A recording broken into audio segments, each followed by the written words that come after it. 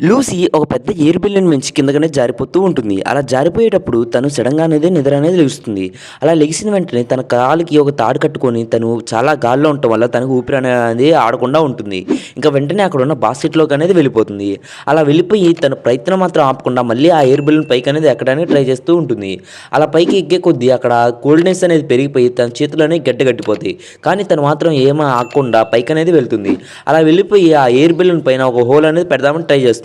కానీ అక్కడ ఐస్ అనేది చాలా గట్టిగా ఉండటంతో తను గట్టిగా ఊపిరి బిగబట్టుకొని ఆ ఎయిర్ బెలూన్‌కి బొక్క అనేది పెడుతుంది తన కాలుతో.